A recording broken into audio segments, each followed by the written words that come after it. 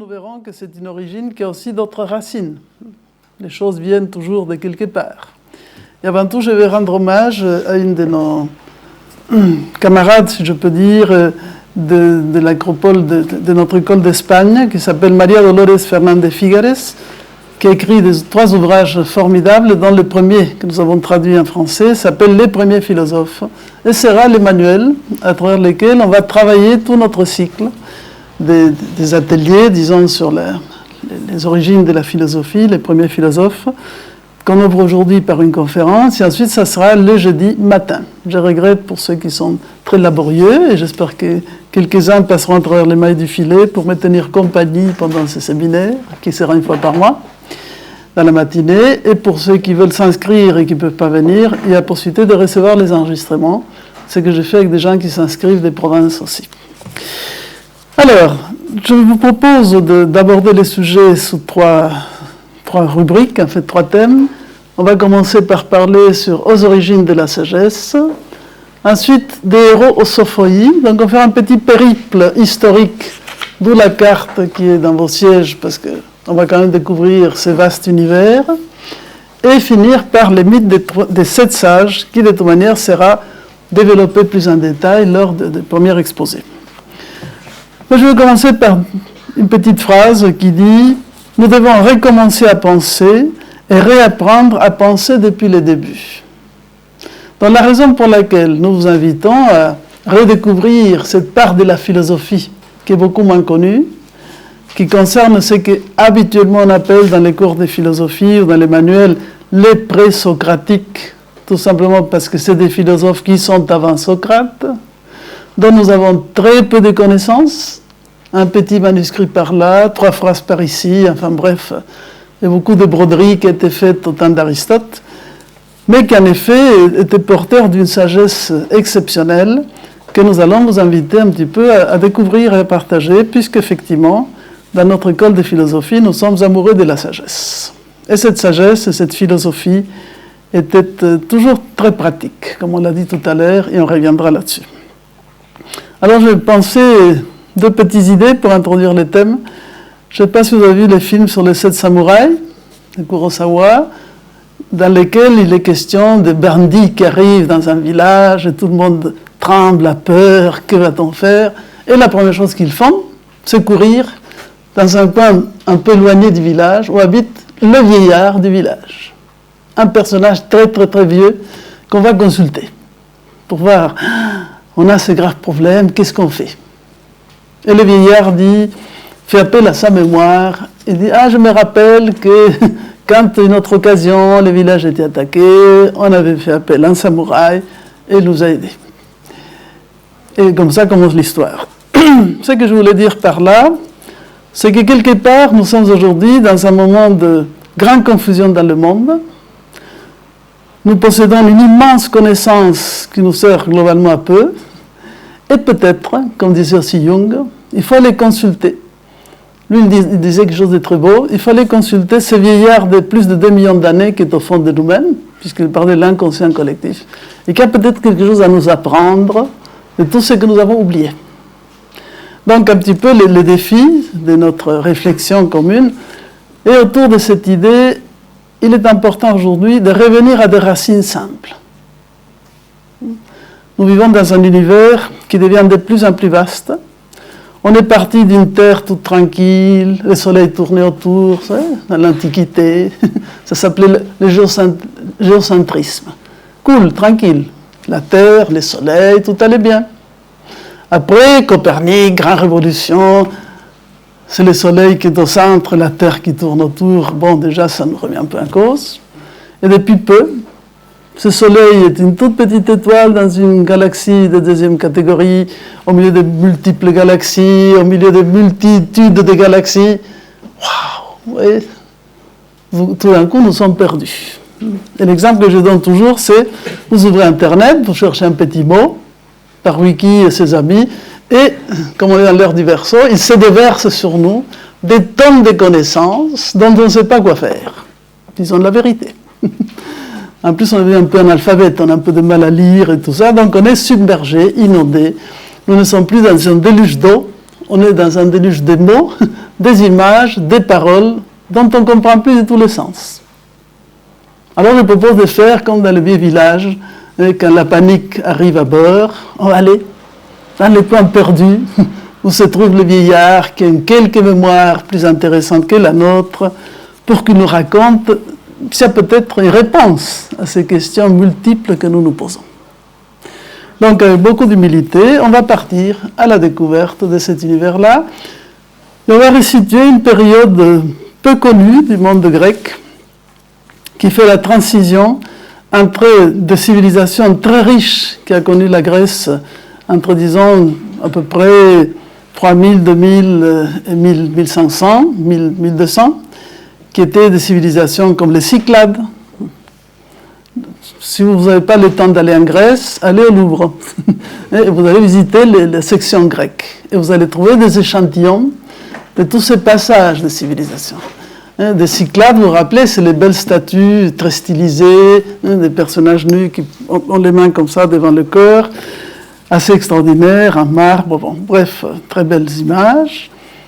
Le monde crétois qui était remarquable également, le monde mycénien, je vais revenir. Et tout d'un coup, tout ça sombre dans l'obscurité, dans l'oubli, dans la destruction. Puisque les anciens savaient déjà que les civilisations sont mortelles et que l'histoire connaît des cycles. Donc on va passer une période qui est une sorte de Moyen-Âge dans la civilisation grecque, qui est entre 1100 et 800 avant notre ère. On l'appelle l'âge noir. Donc chacun son Moyen-Âge. Ça, c'était un Moyen-Âge chez les Grecs. Mais comme toujours, de même que ça va se passer dans le haut Moyen-Âge européen, enfin disons, Europe occidentale avec la chute de Rome, sous les cendres, dans ces états un peu confus, des choses restent. Les graines sont en train de cuver. Et des anciennes sagesses, il y a des choses qui vont passer vers le monde futur. Donc ce n'est pas une période à désestimer, puisqu'il y a des préparations de futurs événements et l'émergence d'une philosophie d'une richesse exceptionnelle qui va d'abord se manifester à travers ces philosophes qu'on appelle pré-socratiques ou les physiciens, bon, je reviendrai là-dessus, pour aboutir après à ce siècle d'or de la pensée grecque, où nous avons un triptyque en 3 générations avec Socrate, Platon, Aristote. Vous voyez, 5e, 4e siècle. Incroyable. Mais en 3 générations, Socrate, Platon, Aristote, il y a tout un bouleversement de l'histoire grecque qui s'est produit, parce que tout ça finit avec Alexandre et la chute, disons, de la Grèce classique telle qu'on la connaît. Donc, c'est un peu pour nous situer dans cet riche univers que je vous invite à faire cette réflexion. Voilà mon introduction. Alors, par rapport aux origines de cet amour de la sagesse, après ces temps de cataclysme, commence une nouvelle quête de sagesse. Mais on ne part pas de rien, certes. Bien qu'il y ait eu des pertes de beaucoup d'éléments, il y a un héritage qui reste. Il y a l'héritage des poètes, puisqu'à l'époque, la poésie était quelque chose de très important, puisque c'est elle qui va revêtir des vêtements de symboles, de vérités, que l'on va nous raconter d'une manière poétique étrange, et ça va donner les mythes. Et en grec, le mot mythos veut dire la parole qui dit la vérité tout en la cachant. Elle dit ce qui est vrai, mais ne le dit pas de manière directe. Question de tester notre capacité d'entrevoir qu'est-ce qui est vrai, qu'est-ce qui est faux, qu'est-ce qui est vrai dans les faux, qu'est-ce qui est faux dans les vrais. Les Grecs avaient un grand sens de l'humour, je vous assure.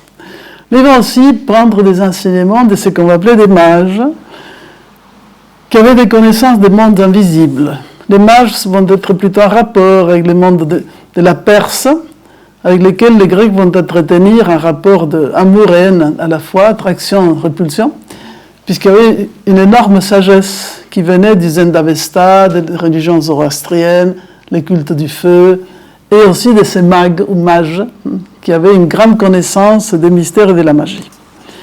Il y a aussi l'émergence de ce qu'on va appeler des sages législateurs et des gouvernants justes. Puisque quand un monde s'effondre, tout doit être récréé. Et on se retrouve vraiment à la base de ce que Platon nous explique dans la République et après dans les livres de loi.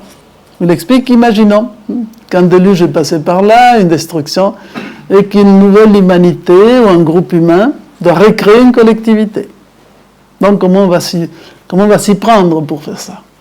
Donc il va dire, on crée une société, on distribue les tâches, enfin, je reviendrai un petit peu là-dessus. Donc on est dans cette idée de l'importance de la juste législation. Et on aura des sages qui sont des bons législateurs. Mais aussi la pratique des mystères.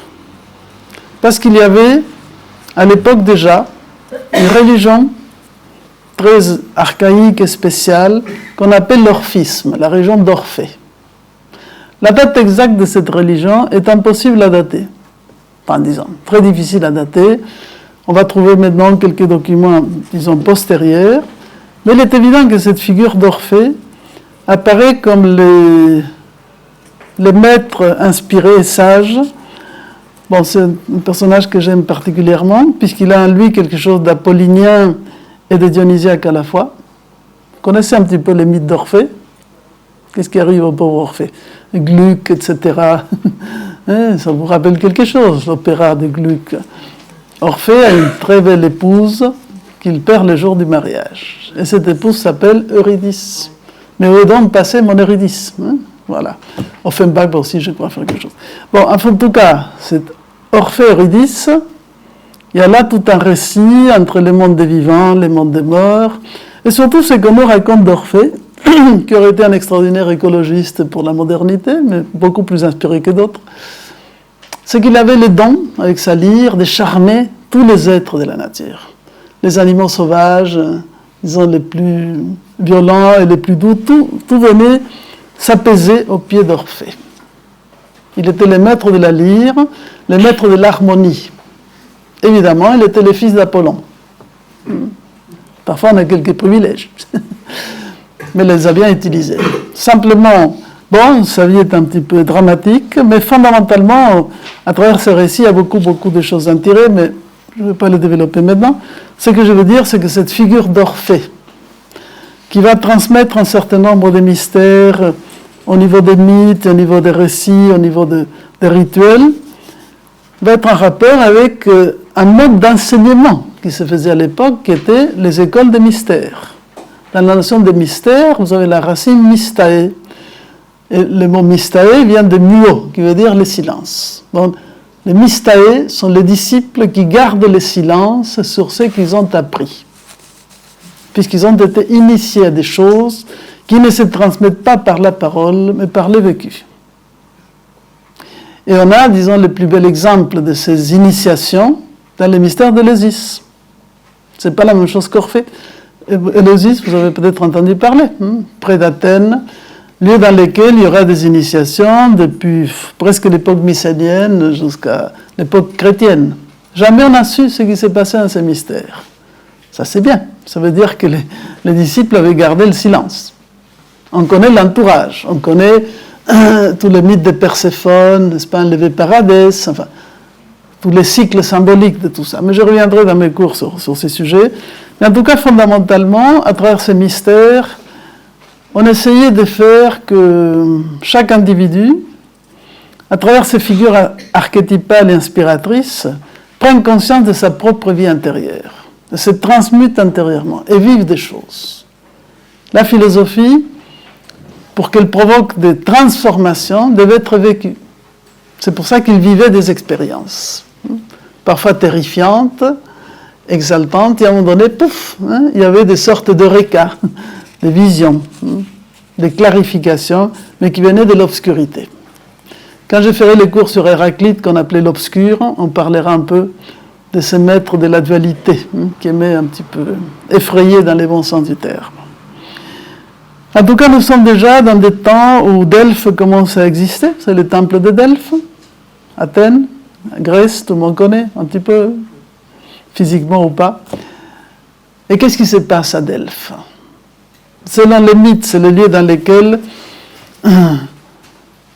au moment où Cronos crache la pierre qu'il avait mangée à la place de Zeus, elle tombe sur cet endroit. Et deux aigles se croisent. Donc Delphes devient le nombril du monde grec. C'est un lieu très particulier où la terre, Gaïa, faisait déjà des oracles à l'aide d'un serpent python Mais à un moment donné, les enfants de Zeus, qui deviennent les ordonnateurs du monde, dont Apollon, va aller tuer ce serpent Python et s'approprier de la capacité oraculaire. Donc il devient le maître de l'oracle. Mais les oracles qui donnent Apollon, vous savez, les gens vont les consulter, ne sont pas en son nom de Zeus. Parce que Zeus, c'est l'intelligence cosmique, c'est la pensée universelle, c'est le plan archétypal. Donc Apollon est un intermédiaire de cette sagesse qui s'exprime en énigme d'une manière étrange. Vous vous rappelez l'histoire de la Sibylle, n'est-ce pas, la Pythie, qui était sur son trépied, qui mâchait du laurier, on lui posait des questions, elle répondait dans des états un peu seconds, et d'autres prêtres devaient interpréter ce qu'elle avait dit, parce que ce n'était pas quelque chose, disons, de compréhensible au premier abord. Donc nous sommes en présence d'un univers, vous voyez, il y a les côtés de la mantique, donc Apollon est en même temps l'idée de la clarté, de la pensée, de la lumière, du soleil, de l'unité, mais en même temps il a quelque chose de mystérieux. On n'accède pas si facilement à sa connaissance. Et Delphes connaîtra plusieurs temples, depuis les plus rustiques, comme des cabanes très simples, jusqu'à arriver à l'époque classique à des merveilleux temples et un ensemble, un sanctuaire très riche. Mais il est toujours là, en créant une unité entre les Grecs, qui par ailleurs, à travers leur cité-État, comme vous savez, vont passer leur vie à se bagarrer. Très difficile pour les Grecs de s'entendre, sauf dans les Jeux Olympiques, où on fait des trêves. Chaque 4 ans, on se calme. Mais après, poum poum, on continue. Et ça va nous donner une histoire fort agitée. En tout cas, ce qui est important de mon premier propos concernant la première partie, c'est que ce qu'il faut comprendre, c'est que la racine de la philosophie en Grèce se trouve dans les mystères. Elle n'est pas née de n'importe quoi. Elle est née de cette dimension de mystère, qui font un pont entre les principes métaphysiques et le monde. Ces premiers philosophes, très brièvement, disons, vont être appelés à l'époque déjà d'Aristote. Donc, on est au IVe siècle, donc 8e au IVe siècle, beaucoup de siècles se passent. Et en Grèce, tout se passe très vite. Eh bien, on va parler des physiciens. Il part de quelques documents. Et on va dire donc plus tardivement que le livre de tous ces auteurs, apparemment il n'y a pas de copyright, va toujours s'appeler de la nature, périphysis, de la nature, de la nature, de la nature. Eux ne l'ont jamais appelé comme ça, d'accord? Mais quelques siècles plus tard, on va dire que tous ces gens-là s'intéressaient à la nature, ils ont écrit sur la nature. Mais le mot physis est un mot très particulier pour les Grecs, parce qu'en fait il évoque l'être en devenir, tout ce qui va naître, tout ce qui va se transformer, la puissance de ce qui rentre dans l'existence. Donc l'être en devenir. Et là vous avez deux mots qui vont être aussi à la base de tous les échanges qu'on fera sur les deux grands philosophes qui sont dans l'être et le devenir, qui sont Héraclite, le devenir, les maîtres du devenir, et Parménide, les maîtres de l'être. L'immobilité, le mouvement. Ce qui est certain, c'est que chez ces premiers philosophes, nous allons trouver cette interrogation sur l'origine des choses. On va observer la vie, la nature, et on va se poser des questions simples. Mais à partir de l'observation de ce qui est chaud et froid, de ce qui est sec et humide, dans des caractéristiques de la nature, on va déduire un certain nombre de principes très riches. C'est comme ça, par exemple, qu'Hippocrate va établir la base des tempéraments humains, par la combinaison de ce qu'on appelle les humeurs. Donc il y a une contemplation très fine, effectivement, de cette nature, et une union profonde entre les macrocosmes et les microcosmes. L'homme fait partie de cette nature. Donc il faut qu'il puisse la comprendre, l'intégrer et la vivre en harmonie.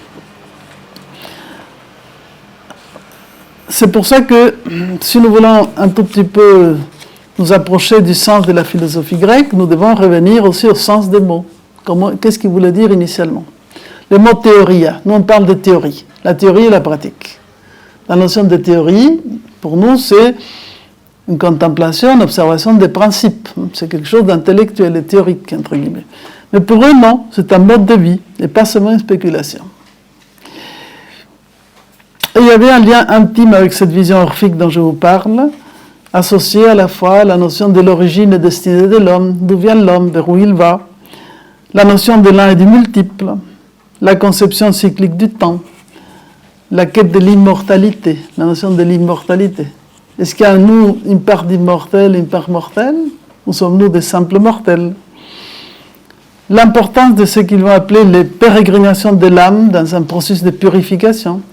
Il faut savoir que pour la pensée grecque, la réincarnation était tout à fait naturelle. Ça va peut-être vous surprendre. Il n'y a pas que les hindous qui conçoivent la réincarnation. Je vous conseille de lire à la fin de la République le mythe de Er, les Pamphiliens. Un personnage qui connaît une sorte d'endeux, parce qu'il revient au monde des vivants, il ne part pas tout de suite de l'autre côté. Mais comme il a vu suffisamment de choses, il a compris qu'on ne devait pas en vouloir au Dieu de ce qui nous arrivait, parce que chacun était responsable de ses actes et du choix de son passé, son présent et son futur. Intéressant. Il y a des tas de choses qu'on va étudier. Il y a aussi cette notion de l'importance d'une vie rituelle et de purification, toujours dans l'idée d'une libération de l'âme, de ses écueils et d'un petit peu des impuretés qui se mettent sur notre chemin. Mais le cœur de cette quête de la sagesse, on va l'associer au mot aletheia. Bon, j'écris un peu mal, aletheia. Dans le mythe grec, vous avez effectivement l'idée de le fleuve Léthé. Ça vous dit quelque chose, le fleuve Léthé? Bon, il va falloir réviser votre grec, mais vous pouvez venir à l'Acropole, on va vous apprendre plein de choses intéressantes. Petit espace publicitaire. Alors, donc, quand les hommes meurent, enfin les femmes, les êtres humains, ça c'est bien raconté par le mythe d'Her, eh bien ils partent dans l'au-delà, enfin ils font leurs affaires, et au moment ils vont revenir pour une future incarnation, ils traversent un grand désert. Donc on a soif quand on marche sur le désert. Très chaud, il fait très chaud, les déserts, etc. Et on arrive devant un joli petit fleuve. Donc ces âmes un peu assoiffées se jettent d'une manière indiscriminée boire l'eau de ce fleuve. Et comment on s'appelle ce terrible fleuve? Ce fleuve s'appelle le Léthé. Léthé, L-E-T-H-E-E. Mais quel est le problème de ce fleuve? C'est que c'est le fleuve de l'oubli. Donc une fois que vous avez bu cette eau, vous revenez dans le monde comme un petit baby, vous voyez, très sympa. Pouf! Qu'est-ce que suis-je venu faire dans ce monde? Comme si c'était la première fois. Quel ennemi, en fait. Vous étiez déjà venu avant. Mais, gourmand, n'est-ce pas, glottant comme on est, on a vu tellement des eaux du Léthé que notre mémoire, inexistante. Plus rien. Donc, une manière pour les Grecs d'évoquer la sagesse, c'est parler de aletheia. A, c'est toujours le privatif. Donc, le non-oubli, c'est quoi? C'est la mémoire. Donc, c'est la connaissance. Et comme le dira très bien Platon, la véritable connaissance, c'est la réminiscence. L'âme, elle sait déjà tout. Enfin, le nous, la part immortelle à nous, qui a contacté les mondes des archétypes, des idées platoniciennes, vous voyez, qui se baladait dans cet univers céleste, des nombres, des figures géométriques, et des grands principes, du beau, du vrai, du bon et du juste. Notre âme, quand on lui parle de ça, pour elle, c'est naturel. Si un tableau est un peu tordu sur un mur, ça nous dérange. Pourquoi? Parce qu'on a un certain sens de la mesure, donc on va essayer de les redresser. C'est notre manière de chercher ce qui est juste et harmonieux. Les Grecs faisaient, je ne sais pas si vous avez vu les vases grecs, je vous conseille encore d'aller au Louvre, tant qu'on peut. Ils ont réhabilité les salles campagnes, c'est fabuleux. Et quand vous regardez, bon, là il y a des tonnes de vases, mais ils sont bien présentés. Quand vous regardez ces vases, il y a toujours une harmonie incroyable qui se dégage. Pourquoi? Parce que tous ces vases sont faits dans la plus parfaite harmonie du nombre d'heures. Donc on sent une harmonie naturelle qui se dégage des choses.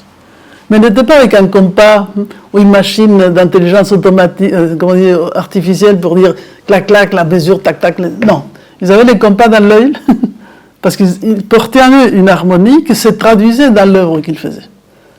Donc qu'on soit artisan, ou qu'on soit musicien, ou qu'on soit philosophe, ils avaient la même quête. Et ils vont nous dire, vous voyez, tout ça, on le porte en nous. C'est les fonds, disons, d'une sorte de sagesse innée. Pour ça, Platon va dire, accéder à la sagesse ne peut passer que par une chose, la réminiscence. D'où l'importance de ces mystères, de ces rites, de tout ce travail intérieur pour nous enlever, entre guillemets, toutes les croûtes d'oubli. ce qu'on a chopé quand on était à la caverne de Platon. Vous vous rappelez? On est rentré à la caverne et il y avait une énorme pandémie.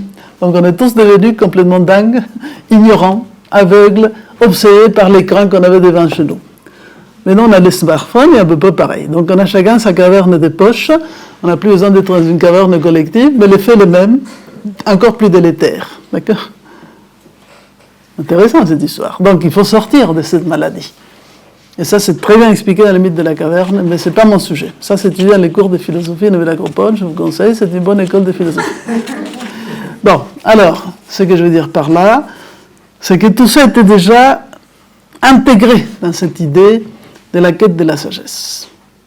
On n'a pas besoin d'ajouter, il faut enlever. Alors vous me direz alors pourquoi venir à des cours si c'est pour enlever? Ça, je peux le faire tout seul. Je ne suis pas sûr qu'on soit très apte à enlever des choses. Parce qu'on est tous un tout petit peu attachés. Et plus on possède, et plus on se sent en sécurité. Mais ce n'est pas notre faute. On a été mal élevés. On est dans une société, dirions-nous, un peu matérialiste, qui donne tout pour le corps et la matière et rien pour l'esprit. Donc dans ces cas-là, nous sommes très maigrichons dans l'esprit et très gros, une obésité dans le matériel. Donc ça nous provoque une somme d'oubli considérable. Donc de temps en temps, il faut secouer un petit peu les clochettes de l'âme et réveiller les rappels des choses essentielles. Donc c'est un peu l'objet de notre cycle, de travailler un peu là-dessus. Savoir, ça c'était ma première partie. Donc il y avait déjà une présagesse, plein de choses qui n'étaient pas perdues, et des gens qui vont transmettre ça d'une manière plus ou moins directe. Mais quand tout ça s'est passé d'une manière orale, transmission orale, parce que même il y a un texte de Platon dans lequel Thoth se plaint, n'est-ce pas, des gens qui vont commencer à mettre en place l'écriture. Et pourtant Thoth devient en Égypte le fondateur de l'écriture. Parce qu'ils disent, dès que l'écriture va apparaître, c'est fini. Les gens vont s'appuyer sur ces supports extérieurs et ne vont plus garder les choses à l'intérieur. Alors moi j'aimerais que 2 secondes on réfléchisse à ce qu'était ce type de culture dans lequel les disciples avaient peut-être sa petite tablette pour noter un ou deux schémas qu'ils devaient mémoriser intégralement, mais il n'y avait pas tous nos supports. Pas ça, pas l'ordi, pas les caméras. Essayez de comprendre. Disons, par rapport à ça, nous sommes des handicapés définitifs. C'était toto. Et en plus, on écrit, mais après, je ne sais pas si on relit même ce qu'on a écrit. Donc, erreur de casting. On s'est trompé. Donc, il faut revenir. Bien, donc tout ça, c'est la petite première partie qui traitait sur cette notion des origines de la sagesse. Et alors, on va maintenant, si vous voulez bien, faire un petit tour historico, géographico, etc. Parce qu'il faut quand même se situer dans l'espace-temps. Et on va être justement dans cette période où c'est difficile de nous situer, mais qui est important à redécouvrir en quelque sorte. Donc c'est pour ça que la deuxième partie, je l'appelais « Des héros au Sophoi, les périples de la sagesse dans l'histoire ». Et là, il y a plein de choses intéressantes. Bon, d'abord, effectivement, on va récapituler, disons, ces quelques grandes périodes. Je ne vous fais pas un grand cours d'histoire, mais un petit rappel. Et je vous invite vraiment à aller au Louvre, ou sinon vous allez au musée de Munich, qui a des belles choses, au musée de Cambridge. Enfin, il y a plein d'endroits dans lesquels il y a des trésors grecs. Et sinon, vous allez dans votre ordi et vous cherchez, parce qu'aujourd'hui, on peut voir tout à portée des mains. Il suffit de savoir chercher. Alors, bon, laissons un peu la préhistoire. On va trouver dans un premier temps à peu près vers 3200 à 2200, vous voyez. Donc à peu près, on est dans la période de l'Ancien Empire en Égypte, nous situons. Dans les îles, il y a le célèbre Cyclade. Alors, dans la petite carte que vous avez là, vous voyez, vous avez l'Asie mineure, l'Anatolie, l'Asie mineure, d'accord, c'est qu'actuellement est la Turquie.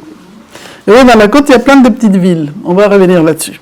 De l'autre côté, il y a la Grèce continentale. Au milieu, nous avons en bas une grande île qui est la Crète, d'accord, magnifique. Et un peu plus haut, vous voyez, c'est écrit Délos, Naxos, Paros, etc. Bon, là, il y avait un ensemble d'îles qui, curieusement, prennent la forme d'un cercle, une île centrale et des petites îles tout autour. Et on appelle ça Cyclade. Elles font comme un cercle. Parmi ces îles, il y a Délos, Et Delos est une île très importante. À voir si quelqu'un sauve l'honneur du groupe. Pourquoi Delos est si importante pour les Grecs? Sauf ceux de l'Acropole qui connaissent déjà. Les autres. Delos, ça vous dit quelque chose? Vous n'êtes jamais allé en vacances en Grèce? Ça me m'étonnait quand même. Delos. Bon, pour une fois, je vous l'ai dit. La prochaine, ça sera plus cher. Donc, Delos, c'est l'île dans laquelle va naître Apollon. Le dieu Apollon. En fait, il naît d'une nymphe qui est justement fécondée par Zeus, qui s'appelle Leto. Et donc, selon la légende, bien sûr, Héra, épouse de Zeus, est furieuse. Elle interdit à toutes les terres fermes d'accueillir cette femme pour enfanter, n'est-ce pas, cet enfant. Donc, aucune terre ne l'accepte parce que tout le monde a un peu peur des rats. Mais il y a une petite île qui tourne sur elle-même, qui est Delos. Donc, en fait, ce n'est pas de la terre ferme. Et dans cette île, elle arrive Leto, et selon la tradition, sous un palmier, et devant des grues qui vont faire une danse dans le ciel, vont naître d'abord Artémise, qui deviendra la déesse de la lune, et Artémise va immédiatement aider à naître son enfant, son frère Apollon. Donc les luminaires naissent dans cette île mystérieuse de Delos. Et ce lieu devient tellement sacré pour les Grecs qu'encore aujourd'hui, même quand vous faites des excursions, etc., on ne peut pas dormir à Delos. C'est un lieu sacré. Personne ne pouvait ni naître ni mourir à Delos. Pour expliquer que c'est un lieu qui devait être associé à la perfection et à ce qui était immuable. Bon, pourquoi je parle de ça? Parce que dans ces petites îles va se développer la civilisation des Cyclades, avec les belles statuettes en marbre, vous voyez, ces petites statuettes très, très stylisées, on dirait des Giacometti, très modernes de l'époque, début des civilisations. Après, nous avons la Crète. Alors, la Crète développe une civilisation extraordinaire, entre à peu près de 1000 et 1600, enfin, c'est approximatif pour nous situer. Beaucoup de commerce avec en même temps, vous voyez, on est un jet de pierre de l'Égypte, un jet de pierre de tout ce qui est le Moyen-Orient, un jet de pierre du continent, tout ça est très proche. Il faut nous situer par rapport à ça. Et ces gens étaient des grands navigateurs. Dans la Crète, qu'est-ce qu'on sait de la Crète? On appelle cette civilisation la civilisation minoenne, parce que le roi principal des Crètes s'appelle Minos. Minos a une épouse qui s'appelle Pasiphae, qui a, disons, qui est un peu, comment dirais-je, enchantée, dans le mauvais sens du terme, charmée, par Poséidon, parce qu'en fait, il y a eu tout un problème avec un taureau qu'on a offert en offrande. Elle tombe amoureuse d'un taureau sacré envoyé par Poséidon, et elle enfante un monstre qui s'appelle le Minotaure. Ça vous dit quelque chose? Le Minotaure. Donc, un personnage assez gigantesque, à corps humain et tête de taureau. Il y a déjà une symbolique intéressante.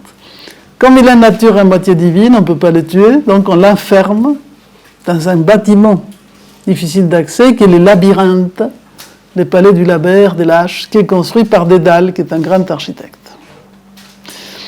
Et là-dedans, ce Minotaure est nourri de jeunes garçons et jeunes filles qu'on faisait venir d'Athènes, puisqu'à l'époque, Athènes existait comme ville, mais elle était sous domination, en quelque sorte, sous contrôle de la Crète. Donc on envoyait de jeunes garçons et jeunes filles qui étaient sacrifiés au Minotaure. En réalité, il y a une symbolique derrière tout ça. Jusqu'au jour où un prince qui s'appelle Thésée demande à faire partie de cette comitive. Et vous connaissez la suite. Répondez-moi comment vous connaissez la suite. Donc Thésée, la fille de Minos, tombe amoureuse de Thésée. Il lui offre une sorte de pelote de laine avec laquelle il peut rentrer dans les labyrinthes, mais avec possibilité de sortir. Parce que le problème du labyrinthe, c'est que même si on arrivait au cœur, après on était perdu. Donc on mourrait de faim, disons, dans tous ces couloirs. Donc Ariadne, comme l'araignée, lui donne un fil qui lui permettra de rentrer et après faire une spirale et ressortir.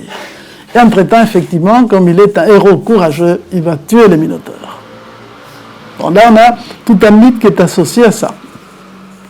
Dans la version de Mircea Eliade et d'autres spécialistes de religion, ils vont nous expliquer qu'à travers ces mythes de Thésée et les Minotaures, il est question des rites d'initiation. pour les jeunes garçons et jeunes filles qui devaient vaincre leur monstre intérieur. Parce qu'il faut vaincre son propre minotaure. Vous voyez, en nous, il y a une part humaine et une part animale. Alors, qui gouverne quoi? Dans ces figures mythologiques grecques, vous avez le contraire du minotaure qui est notre animal, entité mixte, animale et humaine. Les centaures. Jamais vu? Y a-t-il ici des gens du signe du Sagittaire? Voilà. Alors, le Sagittaire, c'est représenté comment? C'est un parti cheval et le reste... Voilà. Ça s'appelle un centaure. Enchanté. Alors, le centaure a la partie supérieure du corps humain et la partie inférieure animale. Donc, il a la bête, mais théoriquement, l'humain gouverne la bête. Enfin, au moins, c'est souhaitable. D'accord? Donc, il y a vraiment toujours ces symboliques très riches dans ces mondes grecs. Donc, on a hérité, entre guillemets, cette partie des mythes qui vient de là. Un petit peu plus tard, je continue, 1600-1200, nous avons le développement un peu concomitant de la civilisation mycénienne. Là, vous êtes dans la petite carte, vous avez cette main à 5 doigts, qui est le Péloponnèse, la partie sud de la Grèce. Vous avez là quelques cités, notamment Sparte, Corinthe. Ah oui, là, il ne figure pas parce que c'est plus ancien, mais il y avait là, Mycène, Tyrinthe, ça vous dit peut-être quelque chose. Alors, quand on parle de Mycène, de Tyrinthe, notamment Mycène, on peut visiter des ruines absolument extraordinaires. C'était la ville d'Agamemnon. Agamemnon, son frère s'appelle Ménélaos, et il gouvernait la cité de Sparte. Il avait une femme très belle qui s'appelait Hélène. Et un jour, comme ça je vous raconte des histoires, sinon la philo toute seule, vous allez vous ennuyer. Alors je vous raconte la terrible histoire. Il y a le mariage, je crois, de Cadmos et Harmonie, et on invite tous les dieux et toutes les hautes personnalités, sauf quelqu'un. Sauf quelqu'un. Et la personne qu'on n'invite pas, la déesse qu'on n'invite pas, s'appelle Eris, qui est la discorde. Alors, elle passe sur la table et jette une pomme d'or sur la table, dans laquelle il est écrit « à la plus belle ». Waouh! Donc, il y a 3 déesses qui s'approchent de la pomme, disant « c'est pour moi ».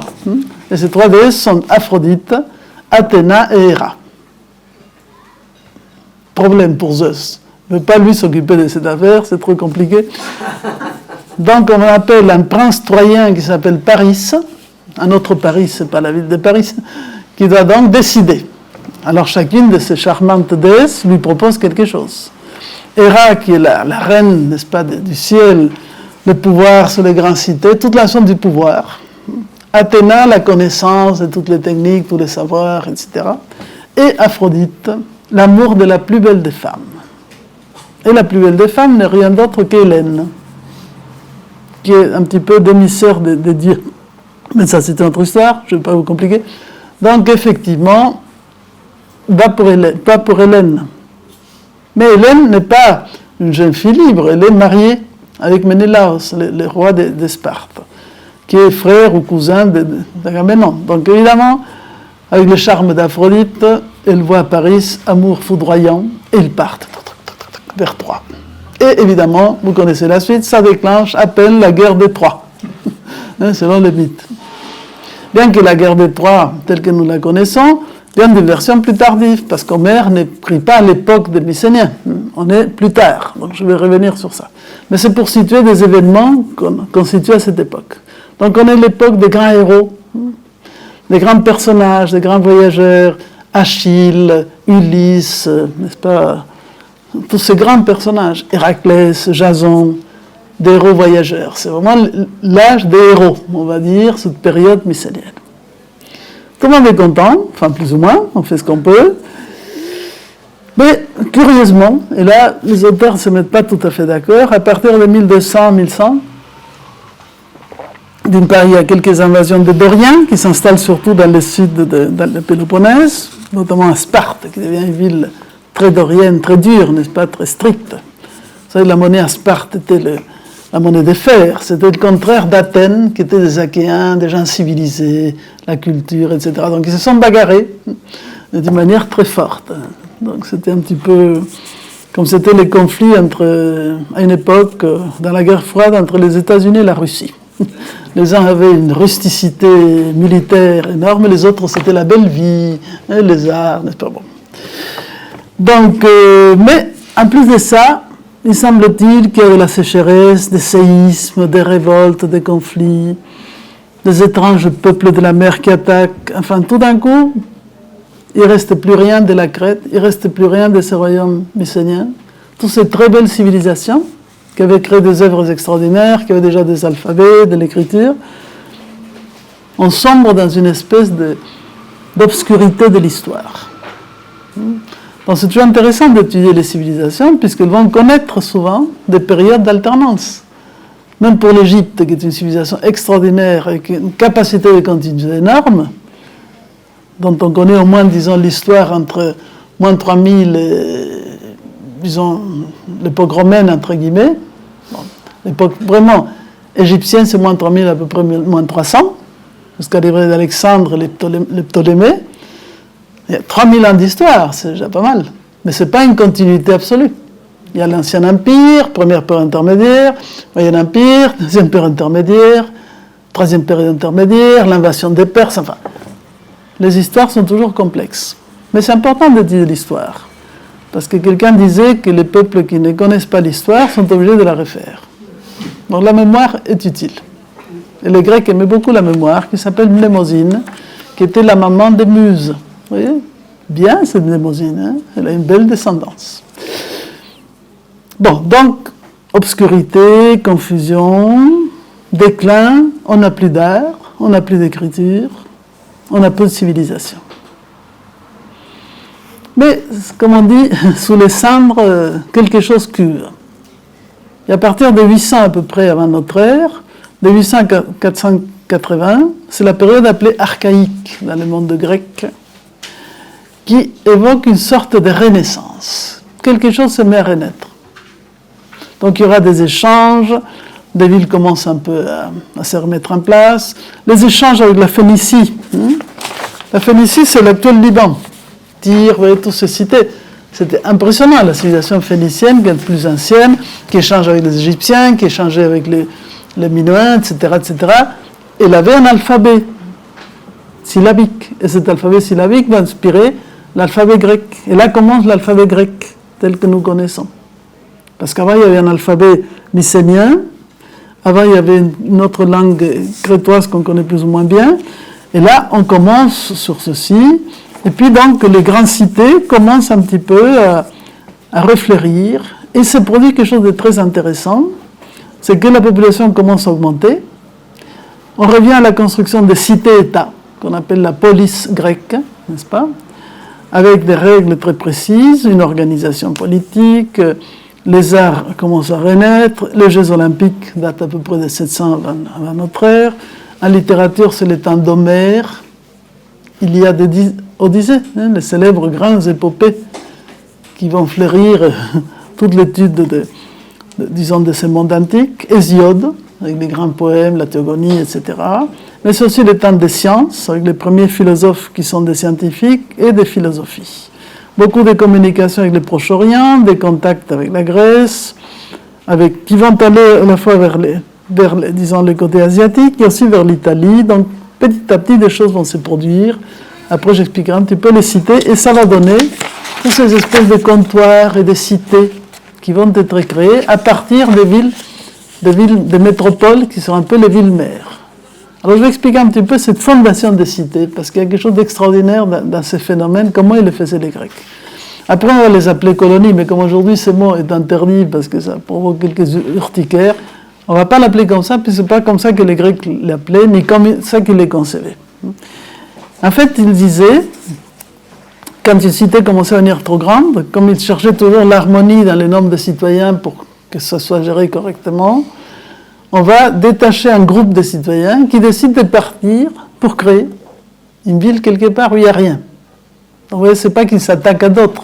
Ils vont créer de toutes pièces de nouveaux comptoirs, de nouvelles cités. Comme ce sont des peuples marins, si vous regardez cette carte, vous verrez que toutes ces cités sont toujours au bord de la mer. On ne rentre pas à l'intérieur, d'accord ? Donc, on fait comme ça. On décide de fonder ce qu'on appelle un apoikia. Un apoikia veut dire un foyer éloigné. Oikos, c'est la maison. Le mot économie nous vient d'oikos. La femme était la maîtresse de la maison, oikos. Et apoikia, c'est le foyer éloigné. On va recréer un foyer. C'est comme une sorte de plante qui décide d'envoyer une de ses graines pour pousser ailleurs. Donc, on va nommer un oikistes, le chef de mission, qui partait en général avec à peu près 200 personnes, pour fonder, disons, cette cité. Donc, il devient en fait, cet oikostes, le héros fondateur. Il reprend le mythe du héros. Il part, il doit s'organiser tous les préparatifs, choisir l'endroit, chercher un lieu protégé. En général, il faut qu'il y ait une colline ou quelque chose qui protège la cité. On construit les bases, on distribue les terres, disons, au niveau des citoyens qui participent. D'avant tout, on choisit les lieux sacrés.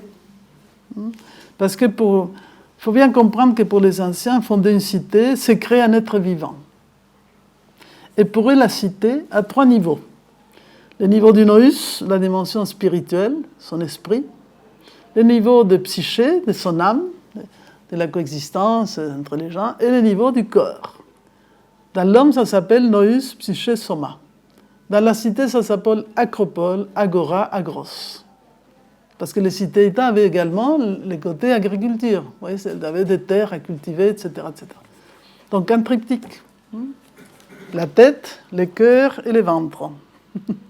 Tout ça doit se construire comme une unité vivante.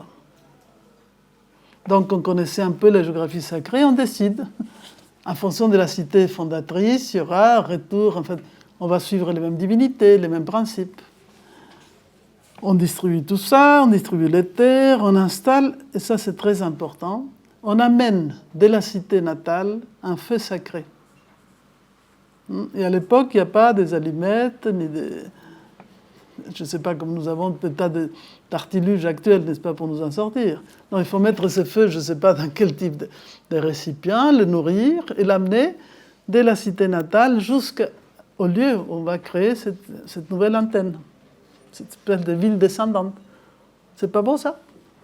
Et là, on va placer un feu qui va être le feu d'Estia, le feu central de la cité, dans lequel toutes les familles vont s'approvisionner pour mettre le feu central dans chaque foyer.